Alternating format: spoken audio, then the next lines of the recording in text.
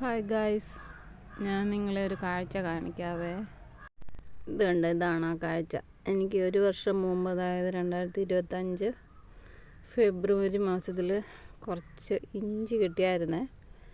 അത് ഞാൻ കണ്ടത് എങ്ങനെ കുറേ നാൾ സൂക്ഷിക്കുമെന്ന് ഞാൻ പലരോടും ചോദിച്ചപ്പോൾ അവരൊക്കെ പല വഴികളും പറഞ്ഞത് തൊലി ചരണ്ടിയിട്ട് കുഞ്ഞായിട്ട് അരിഞ്ഞ് വെയിലത്തിട്ട് ഉണക്ക് അങ്ങനെയൊക്കെ. ഞാൻ ഇത് കണ്ടോ മണ്ണിൽ തന്നെ കുഴിച്ചിട്ട് നല്ല അടിപൊളിയായിട്ടിരിക്കുന്നത് കണ്ടോ, നല്ല ഫ്രഷായിട്ട് കണ്ടോ. ഞാനിപ്പം ആവശ്യത്തിന് ഇങ്ങനെ എടുത്തിട്ട് ആണ് ഉപയോഗിക്കുന്നത്.